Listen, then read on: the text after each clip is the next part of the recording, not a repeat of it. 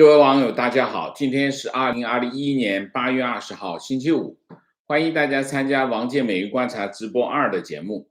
我们就讲一个主题：中国经济浮世绘啊。那么，我今天这个题目呢，主要是想把过去一段时间中国经济的各个方面啊，也不是很全，主要是几个方面。一个是我第一个题目叫危机四伏的中产。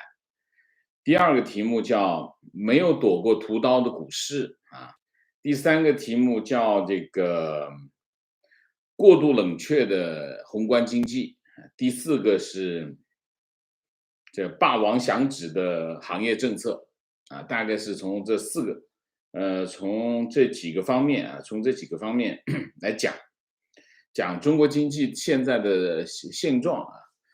最近一段时间呢，也是不断的有有朋友来找我，因为我以前做财经新闻，所以很多人来跟我讨论中国经济的情况。那么，有各种各样的情况啊，有些行业现在灭顶之灾啊，有些行业现在还行啊，有些行业还不错，挺好的，特别是有些出口的行业还挺好啊。那么我最近在这个推特上看到一个帖子啊，这个帖子讲中产啊，很典型啊，上海的一个家庭，中年夫妻，孩子读高中，收入呢是男方一个月能够有2万块钱啊，女方一个月有8000块钱啊，那么一个月家庭有2万多，将近3万块钱的收入啊。房子在市区的两居室啊，大也不太大，那么刚刚够啊，有一个孩子读高中啊，那么每个月还掉房贷，日常开销基本上月光啊。那么男方呢，出生在农村，父母70多岁了啊，姐姐改嫁之后呢，又离婚，然后照顾不了父母，然后女方呢就出生在一个小县城，独生女，父亲没了，母亲独居，也70多岁。那么3个老人身体都不大好，生活没办法自己照顾自己。原来呢，一个月花个1500块钱，这个委托这个老家的亲戚照看。那么现在呢，这个亲戚又担心年纪大了怕出事儿啊，就不愿意照看了啊。那么现在最近的情况是什么呢？最近的情况就是3个老人都给他们打电话，说那个要去上海投奔他们啊，投奔子女。因为毕竟家里像农村啊，家里出现了一个自己儿女在上海，还是挺光彩的啊。夫妻2个面对3个生活不能自理的老人，精神都快崩溃了啊。为什么？因为他们面对的问题是什么？第一个，两居室，3个老人来，肯定要另外租房子啊。那么租房子要请保姆，还有日常开销，一个月至少要拿1万块钱，在上海啊，这么个级别啊，夫妻俩根本就承担不起啊。然后呢，还有一个就是老人70多岁了，还有这个大病医疗啊，各种支出，天文数字。所以还有一个就是上海房东不愿意把房子租给这些像这个生活不能自理的老人，所以这件事情呢，这夫妻2个坐困愁城，没有办法，根本应付不过来，这个焦头烂额。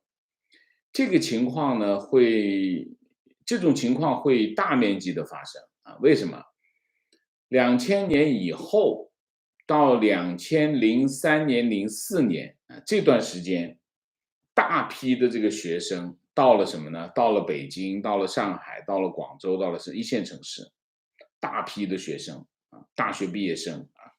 那么这些人呢，现在都40多岁了，40多岁，那么每年都会增加，就是大家知道每年这一批一批的人都出现啊。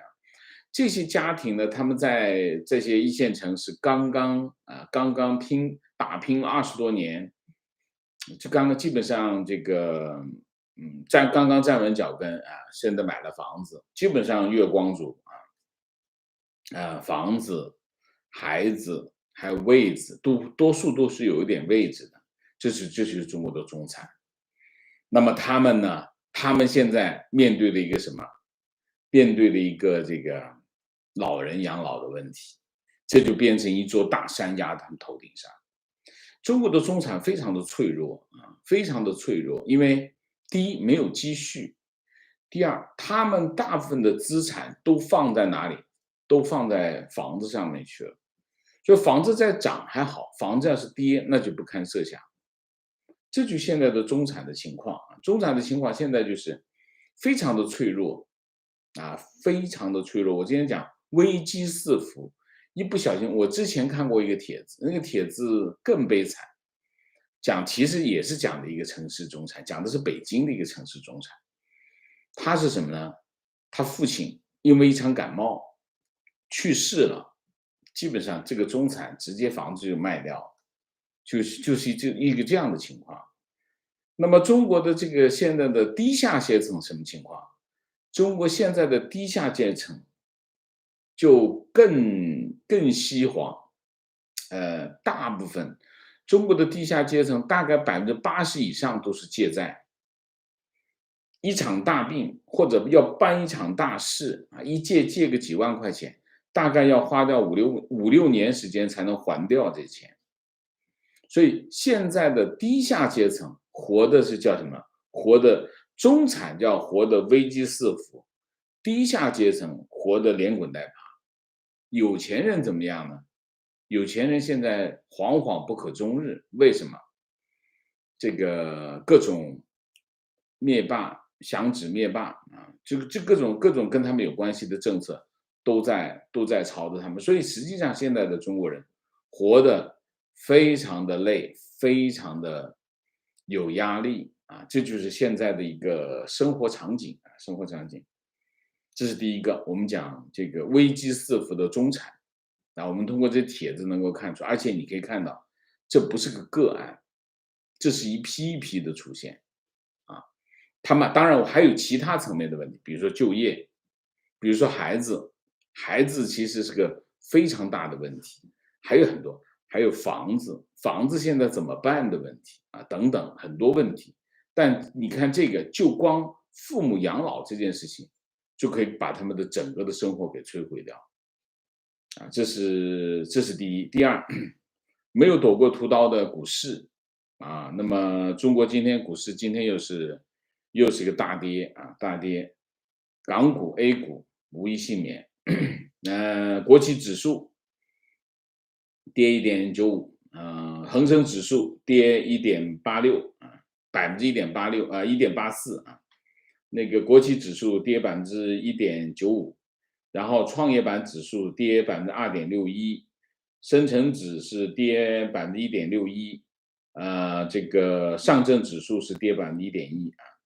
那么今天上午呢，就流传白酒行业被约谈啊，这个市场监督总局呢就非常的忙啊，非常的忙，各种事情。第一点是价格协会，然后就是白酒股就开始低开啊。中国股市股价最高的股票叫这个贵州茅台，直接低开4%啊，跌破1600点啊，去1600块，总市值跌破2万啊，收盘距离距离2月份的最高点啊，蒸发掉了40%，这个叫什么？叫这个贵州茅台啊。那么除了白酒，今天的医药股也很惨淡啊。那么中期业绩不及预期的大龙头恒瑞医药跌停，然后就网传这个安徽省临床检验试剂采集会议纪要啊，迈瑞就大跌17%啊。港股 A 股的医药板块全部都全崩啊，基本上全崩啊。然后就是这个互联网板块啊，互联网板块阿里巴巴跌破160块，创下这个港股上市以来的新低啊。互联网扎堆的恒生科技指数直接跌破6000点，创历史新低啊。然后今天呢，还有一个就是北上资金净卖出是108亿，昨天是107亿。那么连续都是流出过百亿，就是说明什么？说明外资在抛，在走，外资在走。然后现在的情况是，就是最近呢各种监管措施就是灭霸响指不断的响市场风声鹤唳没有一个好消息基本上现在大家只要有一个坏消息不管是真是假，跑了再说。那么私募大佬葛卫东私募大佬这是很有名的一个思维，他在微博上发了一段话，他这么说，他说这就是我现在的心情，一张头像，一个头像非常无奈现在就是我的心情，无奈，真的无奈。本来一副好牌，咋变成这样了呢？感觉全世界的投资者都在抛弃中国，我们的命运共同体只剩下我们中国的投资者在苦逼的撑着。这就是葛卫东歌隆会有一个热帖这个热帖我读一下给大家听，基本上把这个现在的情况讲了一遍他说今天腾讯堪称优秀的 Q2 业绩就是第二季度第二个季度的业绩都没有扛住，股价创过去14个月新低，过去6个月已经跌去了45%的市值，这是腾讯。阿里巴巴更惨，今天股价直接创上市以来最低，过去10个月跌去了48%。至于其他比这两家实力要弱的互联网公司，比如快手之类，股价更是一江春水向东流，根本不知底在何方阿里、腾讯本是中国最优秀、最具有创新力和国际竞争力的公司，也是亚洲市值排名的第一、第二的公司。但截至昨晚，台湾台积电市值已经超过这两个跃居亚洲第一。今年以来，大中华股市就是 A 股、港股、中概股总市值已经整整消失了1万亿美元，就是7.09万亿人民币。你看又没打仗，又没有天灾，又不是熊市你看这个财富消失的速度和规模非常的快消失的速度和规模令人唏嘘。抬眼望去，满眼萧索满眼诉索这些如果是我们想要的，倒也罢了，求人得人。最关键的是，这真的是我们想要的吗？这个文章这么说，他说，资本本身没有任何意识形态色彩，资本、劳动力、土地、技术是现代经济学的4大核心生产要素，没有了资本。单纯的剩下3者，就是劳动力、土地跟技术的组合，在经济学上被称为小农经济或者作坊经济。人类财富的突飞猛进，全是在货币从单纯交易环节的支付手段演变为资本这种生产环节的核心要素后实现的节制资本或者没有错，但过犹不及，这是骂习近平了万不可把节制资本演绎成为反资本。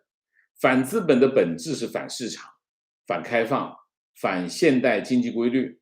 当代经济史上几乎所有反资本的国家，最后都陷入了贫困甚至崩溃的泥沼，无法自拔。比如阿根廷、委内瑞拉、古巴不一而足。文章说，我们改革开放30年的奇迹来自不易，也所来有自端赖对改革开放的坚持。如果我们把市场、资本这些改革开放的核心要素拿掉，改革开放就剩下了空架子，大概率难再有生命力了。这话说的非常的重那么这就是股市和他们的看法然后我们再讲讲中国经济过度冷却的宏观经济。中银国际的首席经济学家徐高他写了一篇文章，就是分析7月份的经济数据他的一些看法我觉得很有价值。他这么说，他说7月份的中国宏观经济数据出来之后有几点。第一，进口数据尚可进出口数据尚可，但是其他经济数据全面走弱。内需已经疲弱到令人担忧的程度，这是第一。第二，国内极度紧缩的宏观政策过度的冷却了国内循环，阻碍了外贸对需求的带动啊。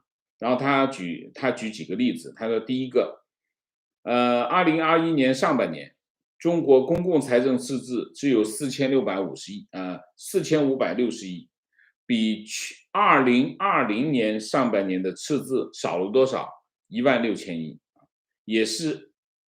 它不仅去年当然有特殊情况，是因为疫情，但是呢，也是2000年到现在最严厉的财政紧缩，最严厉的财政，这是第一个。第二个，今年上半年投放到实体经济的社会融资规模也显著的小于去年同期。他讲的全是实际数据啊，这是第二个，就是宏观经济政策紧缩上半年。第三，今年上半年实行了严厉的限产制度。为什么会限产？主要是什么？碳排放。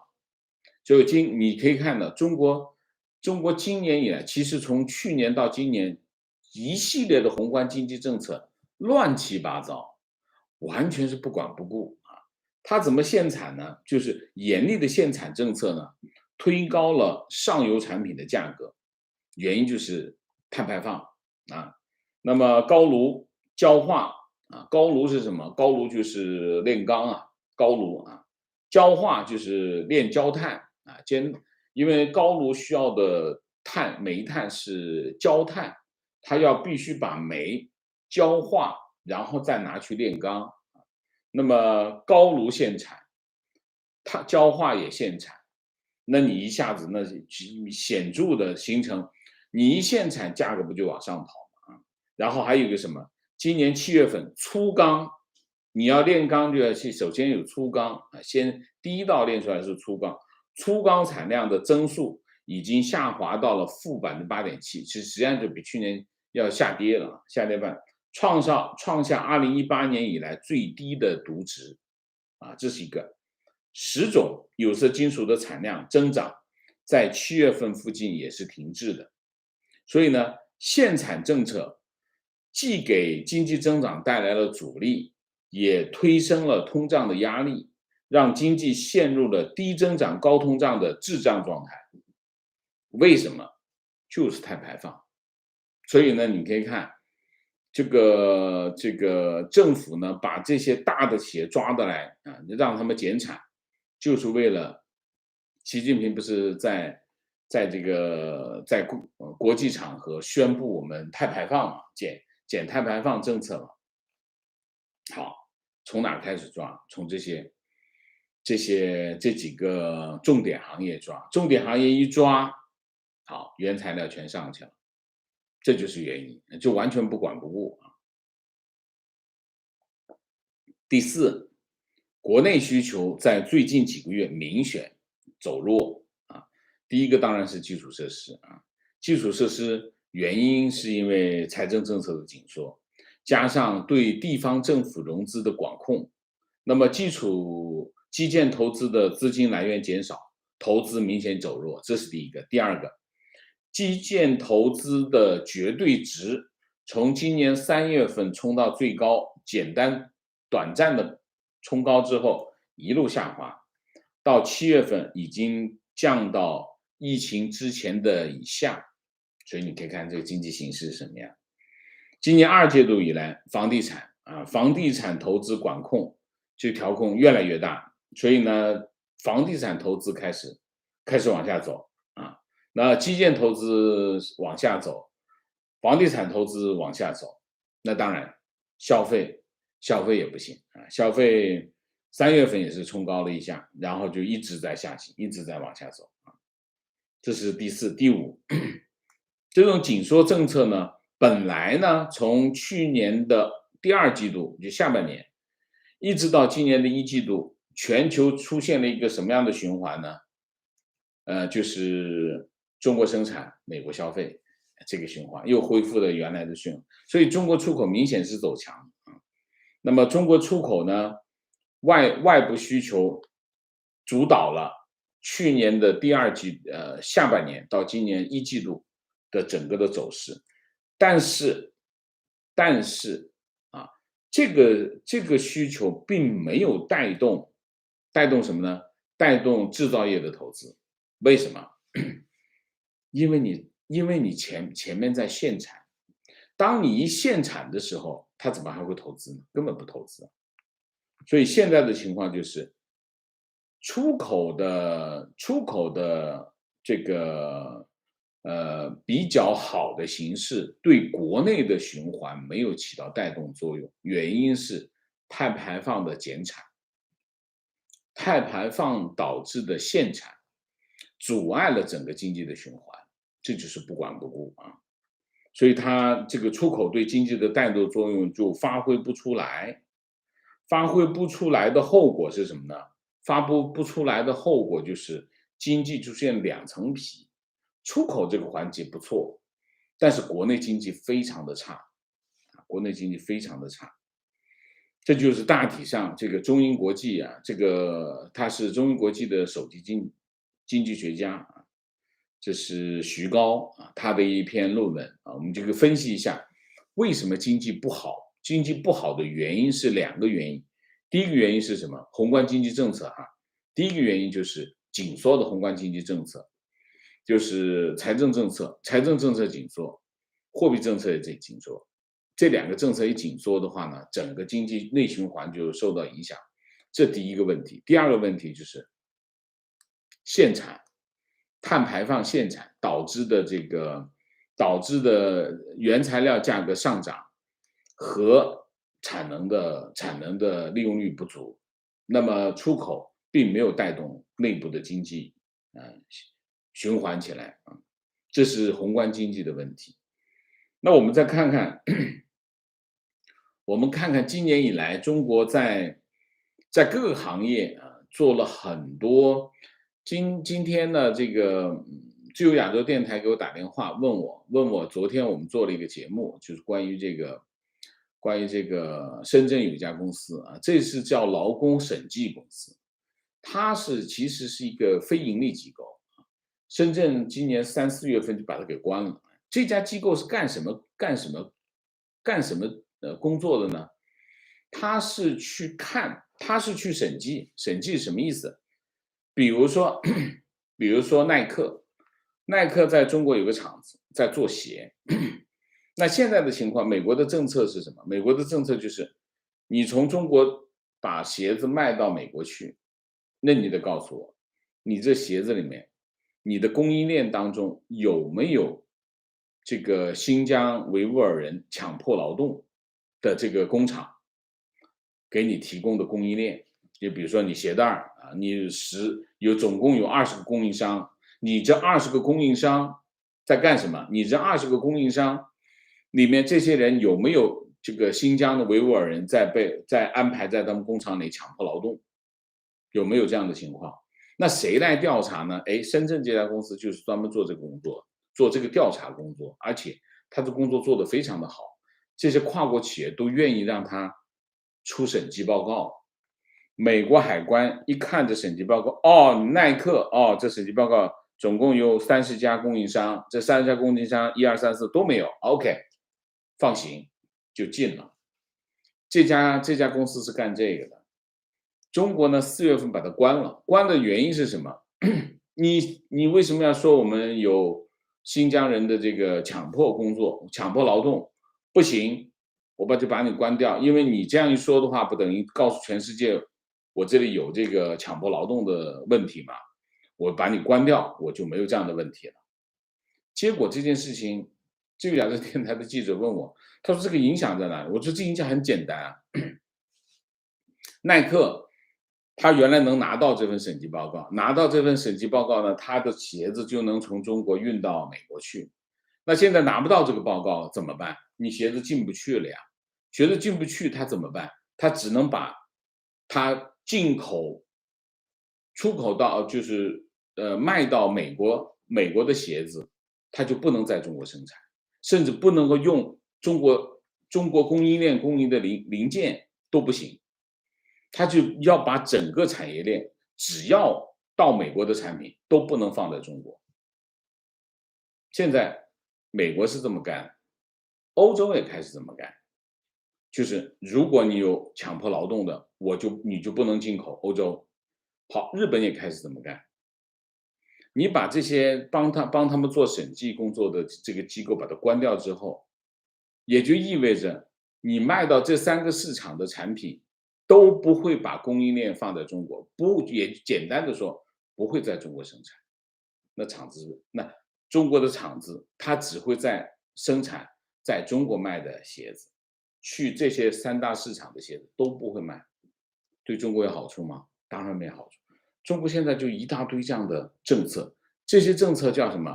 我觉得把它叫灭霸响指，它都是跟自己过不去。你看得过去好像都挺争气，但是实际上都是跟自己过不去的政策。你比如说我们在今天上午的这个说的这个主题一样的，就是反外国制裁法，反外国制裁法一来，香港的外国金融机构就得搬走，一样的。好，他现在这个停了一个，还有很多。我再举个例子，8月18号、8月11号，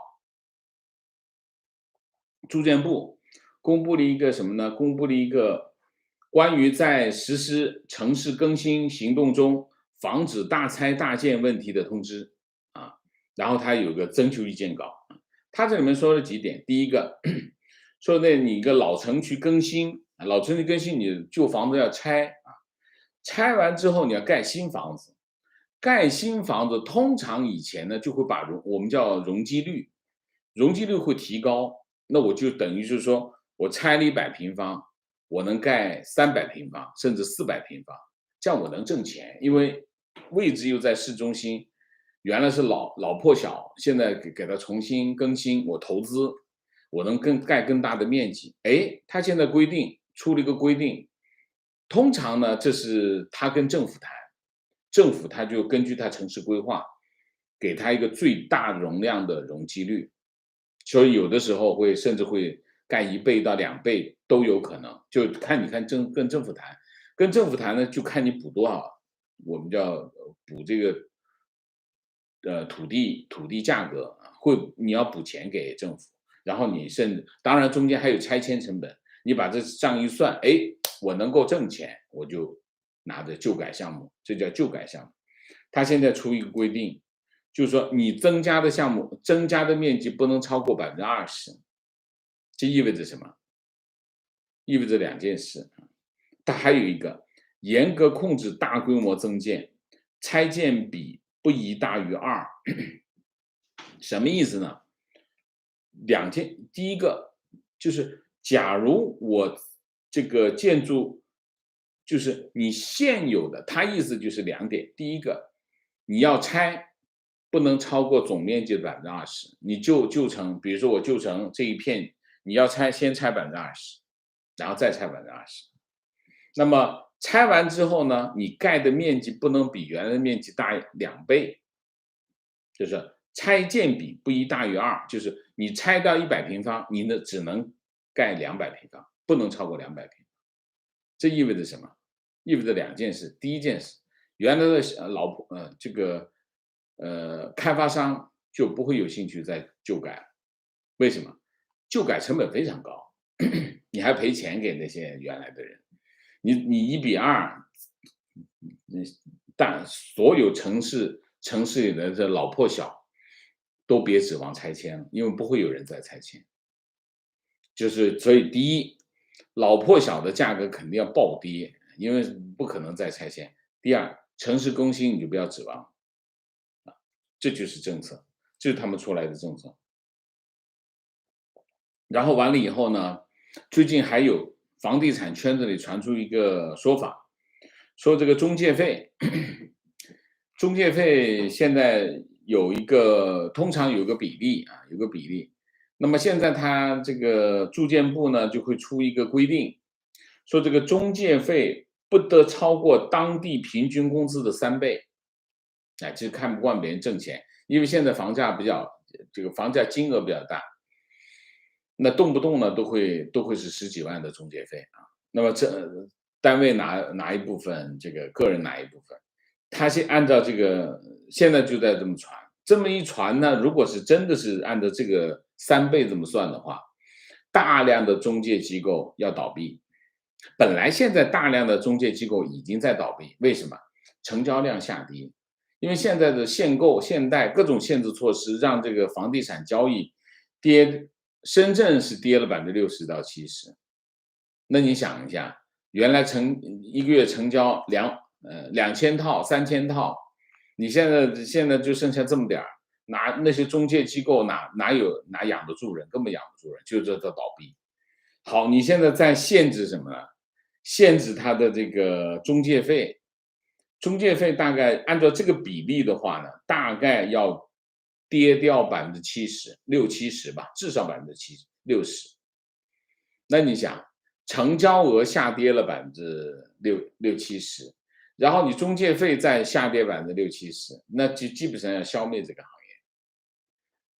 地产中介基本上是在这个城市当中，因为它的技术，它的对学历要求又不高，所以经常是农村的小年轻跑到城市里面，有点雄心壮志啊，有点基础，他进入的行业，因为他对这个学历要求不高，对专业要求也不高，所以呢，实际上地产中介养了蛮多人，这全国大概至少有200万地产中介，至少得。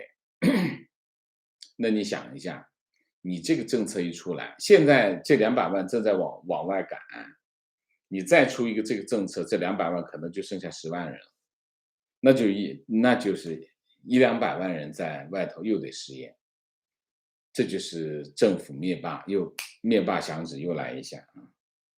所以你看看啊，白酒行业8月20号，这个市场监督总局叫什么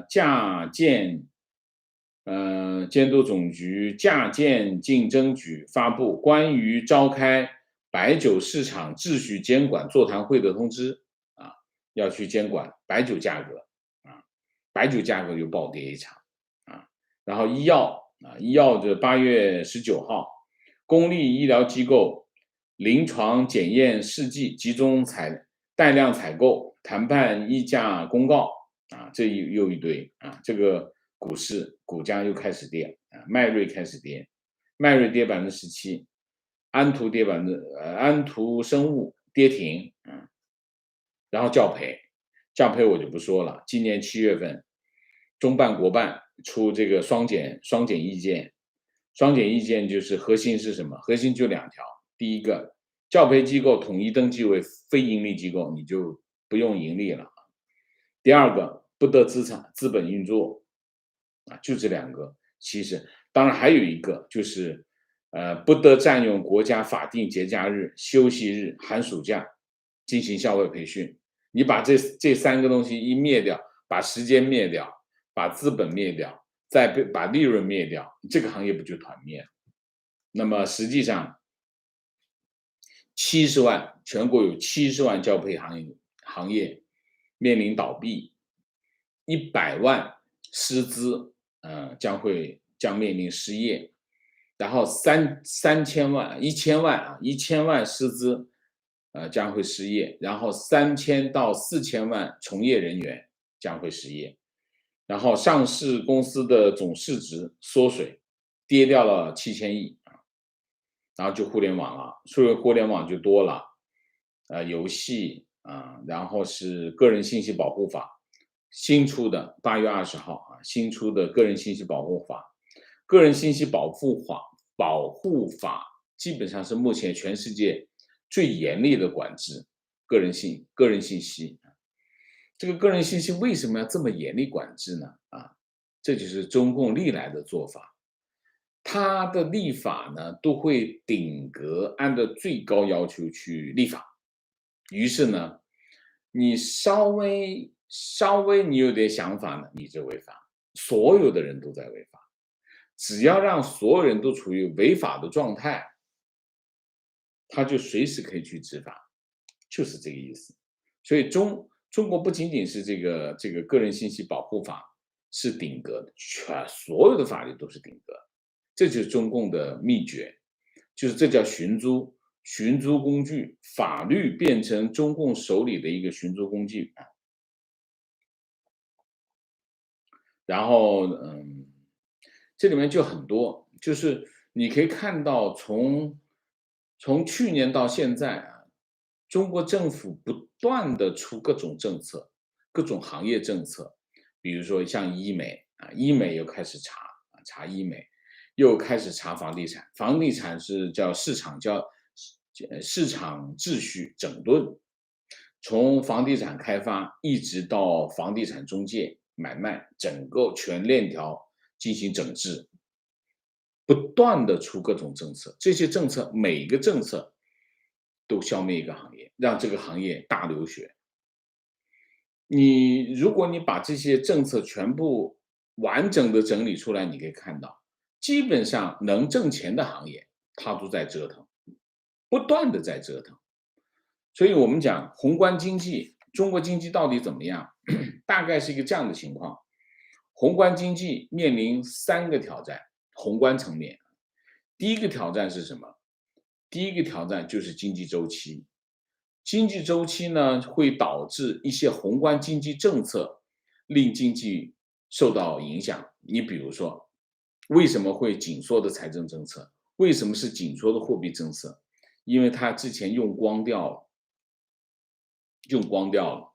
财政政策没办法，财政收入下降，你没办法花钱，花不出去，而且你后面的债务无以为继，整个市场不好，然后你再发不出去，你再继续发的话，会导致其他的后果，所以财政政策在紧缩，货币政策也在紧缩，这是经济周期的问题，在往下走啊，这是一头。第二头，宏观经济不好，微观经济好不起来，所以微观经济就因为疫情，因为各种各样的政策，导致微观经济，哎，还有就是这个响指灭霸，各种政策对经济的打击非常大。所以从经济层面来说，一个是经济周期，一个是疫情，还有就是政府持续不断的折腾。所以今年的经济环境非常的恶劣啊，这就是我们现在看到的。然后在社会各个阶层的人，他面临的这种冲击和压力，你比如说我们之前讲，我看到一个网上的一个视频啊，就是郑州的一个人啊，他发了一段视频上来，他怎么说？他已经没有，他现在就是房贷已经逾期了2个星期，失业了。为什么？因为单位不行了，扛不住了，倒闭，房贷已经逾期。他说我现在这个所有的卡全部刷爆了。去年呢还好一点，今年呢基本上现在就是准备卖房子了，就是一个这样的情况。所以你可以看到，从微观来讲，有些行业还不错，比如说出口，有些行业还不错，但是大部分行业都跟内需有关的行业都不好。这就是现在中国的，我们讲浮世绘啊，股市，刚才我讲过，股市的私募大佬已经这个信念破灭啊，大体上就是这样。所以我们可以看到，从今年到现在，从经济这个环节来说，没有好消息。没有好消息啊，只有在哪里看到好消息，人民日报跟新华网，你可以看到好消息，但是那个好消息是有选择的告诉你的好消息。你要是相信他，就举个例子，你只要真信了他，你跑到楼下开个店，那你就死定了。这就是目前的情况，好吧？那么我们今天就选择几个经济的侧面，把我们现在看到的经济形势跟大家总汇一次啊，因为我定期会对经济进行一次总汇。在这种经济形势之下，给大家3个建议。第一个，不要跳槽啊，尽量的不要去换工作，因为你现在的这个岗位虽然你不满意，但是你跳槽的话，你可能面对你更不满意的结果，这是第一个。第二个，不要创业啊，这样的经济环境之下，非常不适宜创业啊。第三个，不要投资啊，炒股票啊什么的。我从今年年初讲到现在，不要去炒股票，不要去买理财产品啊，等等啊，我觉得是这样啊，就尽量的保守一点，尽量的多持有一些现金啊。那么有一些人手上握着3、4套房子的，你可以考虑一下调整一下你的资产结构啊，多安排一点现金在手上。好吧，那我们今天这个主题就讲到这里，我们下面进入互动。进入互动之前，温馨提示，请大家点赞，请新来的网友订阅，请大家加入我们的会员，支持我们做更好的节目。那么进入互动之后呢，请大家不要聊天，4个情况、问题、观点、情绪啊，谢谢。YZ，谢谢，最喜欢听王先生解读中央文件，果然周五就出台稳定国际投资人情绪的新闻了。OK，Jumbo HJ1985，谢谢。OK，Mike 猪，谢谢啊。石磊，谢谢。常伟，谢谢。观点：目前中国经济就像一个超大竹篮里的水，水看着不少，可是到处都在漏。OK，这个比喻还不错。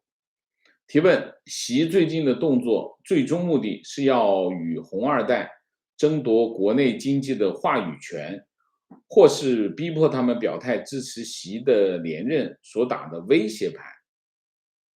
这么威胁？威胁自己嘛？我往我身上扎刀子，让自己身上扎刀子去威胁别人。我不知道你这个逻辑是什么逻辑啊？我看不出来啊。情况：广州南沙防控以来，二手房市场已经崩塌了。几天前，一个中介电话聊起，南沙房产中介关了一半，最近也没人看房，我自己要出售二手房，遥遥无期。现在卖房子不容易啊，很多人卖半年以上没卖出去啊。情况：杭州推出官方售房平台，已经上线近5年的杭州市二手房交易监管服务平台，2天前突然上线了一个新功能，个人售房者可以跳过中介，在政府平台上自己挂牌。厉害的是，这个功能一下子解决了互联网售房的2大痛点：一是所有房源都经过房产部门核验，保证真房源；二是房源信息仅向个人实名认证用户开放，中介经纪无法查看，防止骚扰。为什么？你怎么鉴别那是个人呢？怎么鉴别这是个买家，这个是个地产中介呢？这个和第二个，我觉得我也去认证好了，我也去认证这个实名认证好了。你怎么知道我脸上我的身份证上也没写的地产中介呀？这第二个，我觉得房源的真实性很重要吗？你没有房子拿去卖吗？我觉得这个，当然，房地产中介会搞一些花招，但是你真的看的房子，怎么可能是假的呢？而且我一点都不相信政府的这个二手交易平台能有什么作为？为什么？又没服务。房地产是什么？房地产中介是什么？房地产中介是服务行业，政府能把这个服务行业做好，我不相信，没有意义。这件事情是痴心妄想啊。业主发布就发布呗，这个其实不是特别重要，我不认为这是房地产交易的真正痛点是什么？房地产交易真正的痛点是市场不透明，这才是问题的重点。你在美国，你很清楚，你拿出一个房子来，你打开一看，这个房子历史交易记录全部都清清楚楚、明明白白，这就是市场透明化。上一手卖过多少钱，什么时候卖，再上一手卖多少钱，附近的房子成交是多少钱，清清楚楚。这就叫什么？市场信息，市场透明度。中国房地产市场没有透明度，零透明度。为什么？政府故意把它搅和的不清楚，然后要市场交易者按照他的意愿来进行交易。所以中国房地产市场它最大的痛点是这个，因为你们市场没有透明度，你不知道该采取什么样的策略，就是我到底是应该报什么价格，我也不知道。政府希望我报低一点，但是市场成交是多少我也不清楚，所以这才是痛点。真实房源，反正你想一下，我不觉得现在真实房源这件事情是个很重要的痛点。情绪，我妈妈生活在农村，一直都是爱党爱国，但是最近村里很多人从外地返回，说工作难找。我妈说，真是一片民不聊生的景象，她的观念已经慢慢的在改变了。是，现在情况是什么呢？现在的情况就是农民工呢，不是没有工作，是有工作，但是那个工作呢不足以养家。就是现在城里，特别是制造业，制造业是有需求，因为出口还不错，出口不错呢，很多人是可以去找到工作，但是那个工资呢比他期望的低，所以呢，他就算是拿了这份工资，对他来说没有意义，因为他可能上了班以后呢，一吃一用就没钱寄回家了，没钱寄回家对他来说，这份工作对他是没有意义的。所以为什么他们情愿回去，原因就在这里啊。所以说工作找不到，原因是并不是完全是没有工作，而是工资比较低。而工资低的话，原因是因为城市生活成本上升，所以他们就被城市淘汰出来啊。情况我这里市里唯一长途汽车站，店面大量关闭，从改革开放以来从来没见过经济如此的差，非常对啊。观点：30年高速增长积累的债务和产能过剩必然需要宣泄，下一个30年就是替前30年还账。中等收入陷阱看来是迈不过去了。中共一系列的行动就是要祭出集体主义对抗周期，必定徒劳。集体主义是什么鬼？我没看懂。观点：中共独裁政权连基本的财产权都没有保障，这个英国在大宪章前的年代就已经做到了，中国现在都做不到。怎么这么基本的道理不保障财产权？我为何要在你这里投资的基本道理都不懂？民主与独裁这两种制度在滋养资本上是完全不一样的结果。中国的产权制度是所有一切的症结。当中国经济在持续上升的时候啊，这个时候呢，很多人睁只眼闭只眼啊，反正高风险高回报吧啊，那我有高回报，我就把这个问题假装看不到啊，这是然后就还是有很多的资本往中国跑。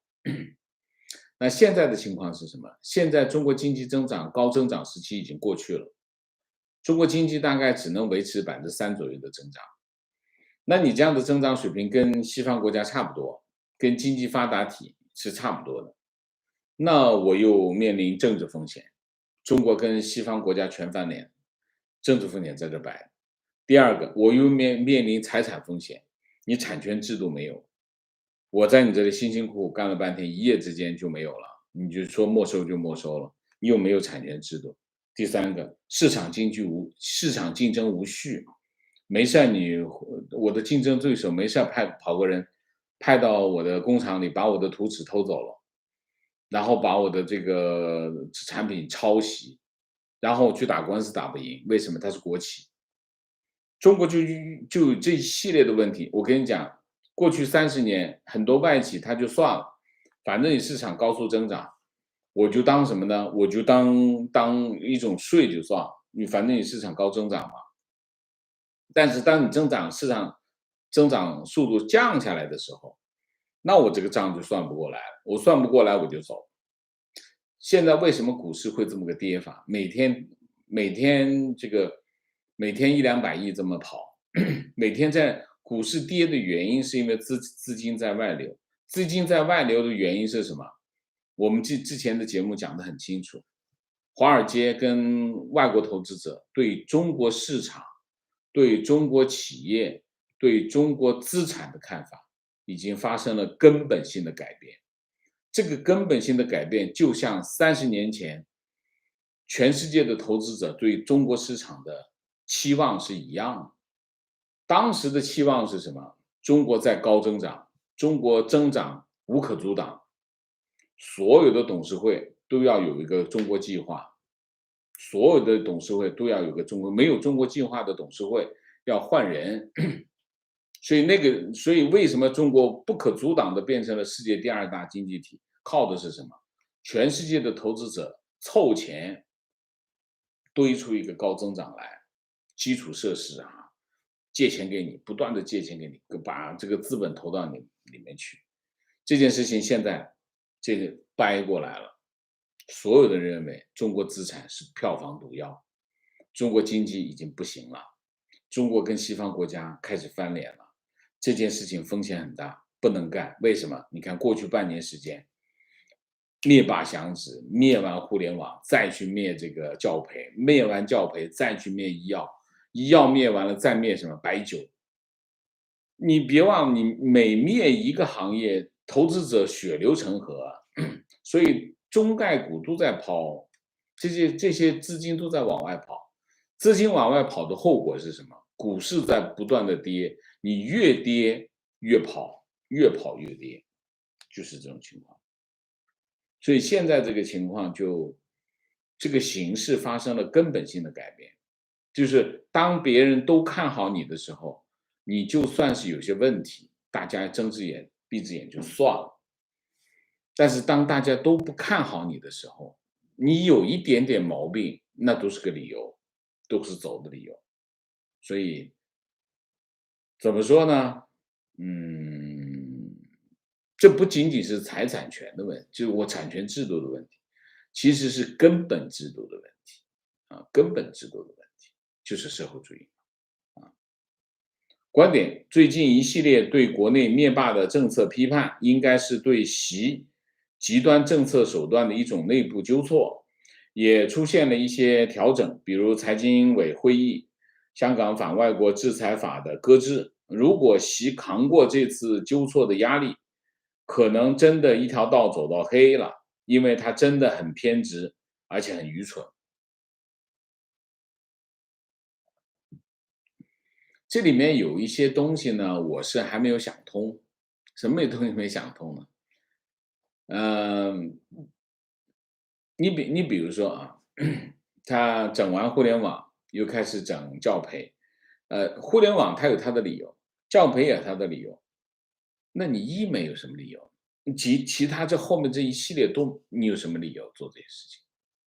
你比如说房地产，房地产又开始整治，要整治半年时间，你生怕就说你看他这些所有的这些政策，他不是出于恶意，就是你会觉得习近平就是个卧底，不知道是谁的卧底，反正肯定不是共产党的卧底。你就说你不是有计划、有步骤的把自己的经济给摧毁掉，你怎么可能连续的过去半年时间连续的干这么多事情？你不是出于恶意的话，你不可能的，这是这是不可能，就是每个行业都以前叫什么？以前叫这个山上石头砍三刀，基本上这个情况，现在的情况就是每个行业都要砍三刀。你干嘛呢？你是觉得这个情况太好了？所以这个网友说的很对，他很偏执而且愚蠢，但是目的是什么呢？我不理解他的目的。当然他冠冕堂皇都有一些理由，比如说政治安全，比如说教培行业是政治安全问题，这个可以，这是冠冕堂皇的理由。但它背后的动机到底是干什么？你比如说，游戏、电子游，这个互联网网游，你都已经开始用牌照管理了，你还去折腾它干啥？目的是什么目的？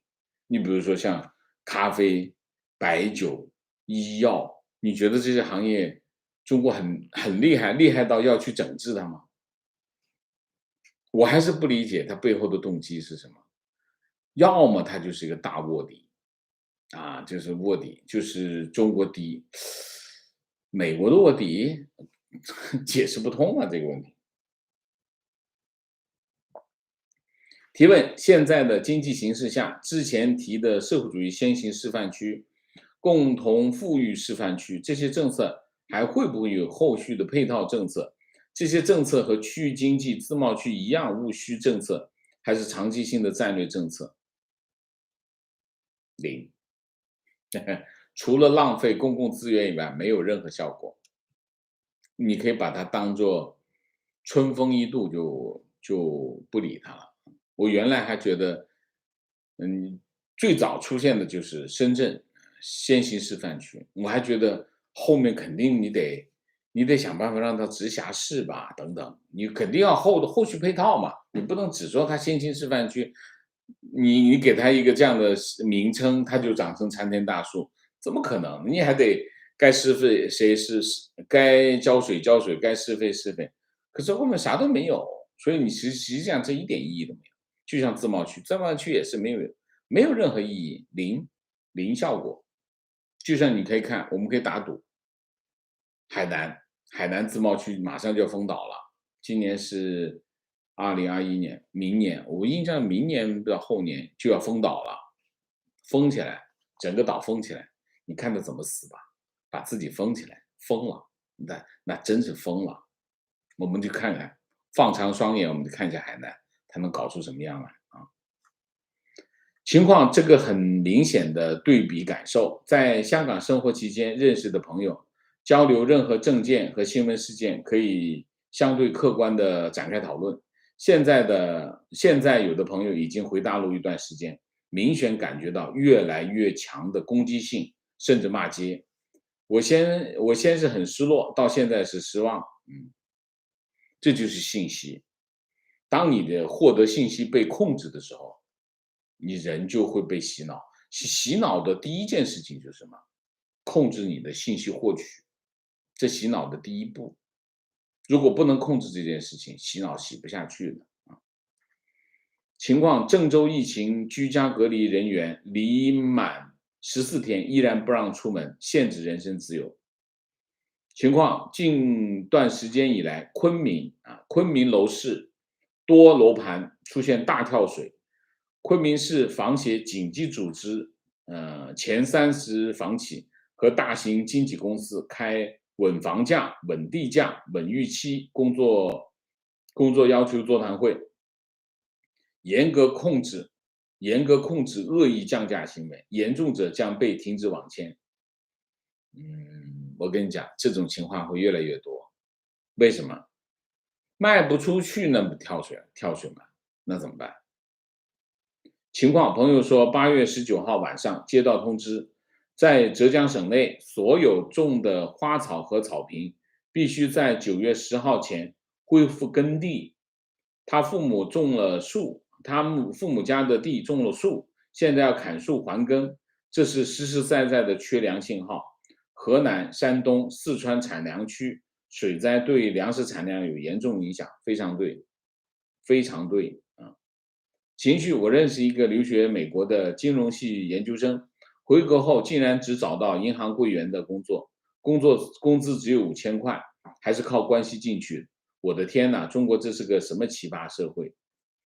情况已经离职，现在在做私单，想着回家啃老。在广告行业从业8年，发现中国国内的三观非常不正确，说的好的不如说的好，说的好的不如吹的好。我32岁的年龄应该算是开窍出成果的时候，却发现在国内32岁左右还没有办法当领导，却在一线写方案的策划，就叫失败者。那些没有水平却只要不动手写就能不被发现的南国先生，却能活得潇洒自如。现在想转行或者想回家啃老，你爸妈怎么办？啃老啊。我跟你讲大概的情况吧，这不是广告行业就是这样，中国差不多所有的行业都是这样，不是广告行业才这样。你不信你转行试试，反正我知道，嗯，什么设计呀，什么都是这样啊。情况一直给父母分析打国产疫苗的利弊，建议他们不要打。上个月他们在老家被人忽悠去打了第一针，这个月到了我身边。前两天老家的退休管理站威胁他们不打第二针会停发养老金，他们无奈又去打了第二针。中国什么无耻的手段都信手拈来。就是要满足这个，就是能挣钱。其实讲到底就是政府要挣钱，政府现在穷疯了，这个要能挣一笔啊。情况8月1日，云南昆明滇池半山推出过一批以工程抵款名义进行优惠促销的房源，优惠下来价格在1万到1万1每平方，建筑面积98到143平方米的洋房，最低9980元一平方。楼盘不促销价格是1万6，部分高价房源达到1万9。周五晚上放出来，每平方1万，很快就有很多业主就维权。有的人周四按照原价交了45万首付，周五降价一出，直接损失50万。嗯，那涨价怎么办？涨价是不是挣了呢？情况喜欢看动漫，最近 B 站很多审核都非常严格。9月新番因为严格的审查，甚至会延迟1个月才上架，而且很多小时候看的动漫现在都没法看，也不知道上面在害怕什么，害怕你看，就希望你看那个光头强呗，除了光头强以外都不希望你看。情况王老师，我觉得他就是权力的任性。国内影视业花大价钱投的剧，就是不让上映。听说因为他讨厌同性恋啊。嗯，影视业已经基本上在崩盘，为什么？你不知道能不能登，能不能上映啊？这个风险怎么弄？就像其实就有点像什么？就有点像游戏。游戏现在没法弄啊，为什么？你不知道你拿不拿到牌照啊。你这个游戏投了8000、1万、1亿，搞了一个天下无敌的游戏，结果拿不到牌照，怎么弄？电视剧也好，电影也好，都是这样。你不知道拿不拿到牌照，所以就是这个问题。这其实这些行业都已经基本上都处于奄奄一息的状态。本来像这些行业都是一摸得过去，都是过万亿的产值啊。这就好端端就像那个谁说的，好端端的一手好牌打成这个样子了。所以电视现在明星都没有剧拍，没有电影拍，都在干嘛？都在上综艺节目。上综艺节目干什么呢？保持知名度。保持知名度干什么呢？直播带货。现在明星都在直播带货。直播带货现在是明星的维持生计的手段。那么现在明星就做2件事，一个上综艺，一个是直播带货，就是这样。观点：医美行业就是中国畸形的颜值经济，年轻女性消费者是大多数。我认为，为了生育率，必然要打压年轻女性对颜值的追求，好让她们安心嫁人生孩子。这什么逻辑啊？情况：昨天群里讨论财产税，觉得就是要把资金往股市里赶，让小民选择被割的方式。那个出主意的专家一定被股市套牢了。目前最好的方式就是躺平，等着第二次分配，养好身体。OK。观点：中共治下的经济学和西方不一样，不是市场经济，也没有规则，可能不怕过多的债务，他们可以控制起来，不触发连锁反应。挤兑时银行关门，把挤兑的人抓起来就好了。OK，好吧。观点：我对习近平最近一系列的行为背后的动机猜测，凡是在他成长的年代没有的东西，他就仇视，并且想消灭掉。比如说教培、互联网、游戏、综艺啊。他说不忘初心，大概就是他所追忆的青年时期的生活方式，那就上山下乡啊。提问王老师，之前感觉习近平在北戴河妥协了，但是最近又出很多激进的政策，股市又天天在跌，给人感觉没妥协。您怎么看这种反差？妥协不存在妥协的问题，我认为是有人摁着他了啊，他的地位他的地位有影响，他没那么大权力了，我认为是这样，不是妥协的问题啊，我认衰了，不是这样，政治哪会这么儿戏？不会的。我认为北戴河会议呢，他的一些权利被拿掉，他就可能就是这个意思是什么意思？可能就是他旁边多一个人，或者他不能够那么专断了，有些事情得商量着办，这事你不能够自己定，很多事情他自己就定不了了，大概是这样。那么为什么还有激进的政策？这就我们现在讲的激进的政策，北戴河之前都已经出来了。问题持有现金如何面对通胀的收割？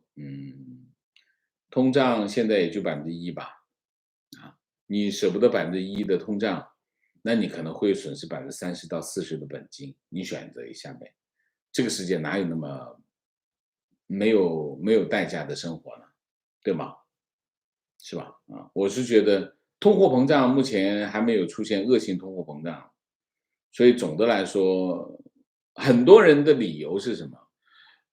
让你去投资，大部分的理由都是通货膨胀啊，这个理财顾问也好，这个也好，那个也好，都是哎呀，通货膨胀不行的，你不都就通货膨胀把你的钱给吃掉。其实真正把你钱吃掉的不是通货膨胀，是你的亏损啊。观点：减碳的目的是改用绿色方式生产和生活，而非降低生产力。中国的政策只追求短期的绩效，而不从问题的核心去分析和制定政策，非常对。问题是什么？问题是西方你解决问题，你制定一个政策，后面跟的是什么？跟的是钱。你比如说，我出个政策，啊，比如说绿色，那我一定要有政策配套。你比如说你这个工厂，要进行环保改造，不能够排放空气排放不超标的工厂要停，那怎么办？那我不能让他停啊，让他停的工人失业怎么办？还得找我啊。那我就出一个低贴息贷款的这个政策，就是银行借钱给他，然后让他去改造，改造完了以后呢，我呢就贴息，把这利息帮着他付了，那他只需要出本金，银行愿意干，我也愿意，那个企业也愿意，这事儿才能成。那政府呢，你就要出钱，出什么钱？利息的钱。你说你所有的政策你要配套，你不能不配套。结果他现在的中共的做法是什么？直接就不让你生产，因为改造需要钱，他不打算掏钱，企业也拿不出钱，企业也不愿意掏钱，不是拿不出钱，企业不愿意掏钱，政府也不愿意掏钱，但是要结果怎么办？你就少生产，就这样。这是什么？这叫削足适履，那就要流血喽。观点：很多地方已经要双码出行，健康码加疫苗接种码。打疫苗尽量去一线城市打，因为大城市不拉人头打疫苗，可见没什么油水可捞。万一打废了，赔都可能多赔一点钱。观点：疫情、经济所有治理责任都在一尊身上，为了自保，一尊只能像文革那样，矛盾多点爆发，再转移注意力啊，这是胡说。这里很疼，那就扎这里一刀；这里很疼，那再扎这里一刀。能用这种方法解决问题吗？我们不要讨论这种观点，行不行？观点：当下中国大陆到处弥漫的非理性自大，终将毁灭这个民族。这种自大从底层民众到中产到 CCP 的鼓吹，嗯，自大是这就是习近平的那什么几个自信嘛，4个自信嘛啊。秦皇王老师有期节目说要求给快递小哥交社保，老师说一人社保交200，远远低估了。实际情况是今年社保最低额是企业加个人是2455一个月，我的天呐，那怎么交得起啊？那社保现在看来是有问题了啊。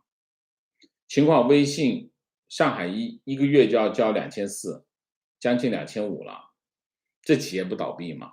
你说说看。情况微信同学群，一个初中同学让大家介绍还没有打第2针的亲戚朋友给他，带着他的卡去镇上打第2针，报销车费，因为他的任务没完成。OK， 阿福资讯什么鬼？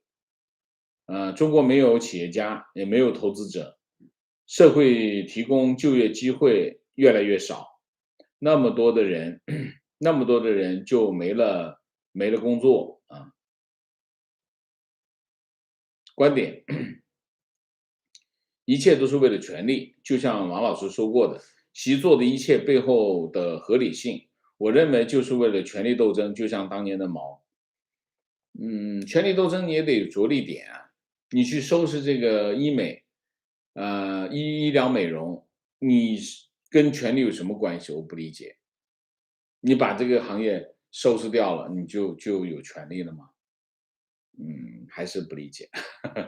情绪，我人在澳洲的大陆人，非常感谢王老师的辛勤付出，让我对未来又有了信心。您的信息及时公正，您的价值观和逻辑让我受益良多。我们应该把你的节目推向墙内，努力的传播，让更多的人进步觉醒。谢谢，明谢。Isaac 王，谢谢。第一次请王老师喝咖啡，最近因为一个朋友去世，正在感叹人生的无常，请王老师和各位多保重身体。OK， 谢谢。Rainy Mac， 谢谢。高原，谢谢。罗云，谢谢。Regit 王，谢谢。高原干嘛2次啊？谢谢。之前老习每次地位动摇，都会加倍发疯的拿回来。你觉得这次老习会更疯狂的出政策，整人夺权吗？整人跟出政策是两回事啊，整人是整人，出政策是出政策。我不知道他有多疯狂，反正你现在看到的情况就是，我觉得北戴河会议肯定他的地位是受影响，我觉得也会影响，明年11月份20大，他到底能不能连任的问题，我觉得现在还得观察一下。好吧，那我们今天的节目就到这里，感谢大家的参与，我们下个节目再见。再见之前，请大家点赞，请新来的网友订阅，请大家加入我们的会员，支持我们做更好的节目，做更好的自己。谢谢大家，谢谢。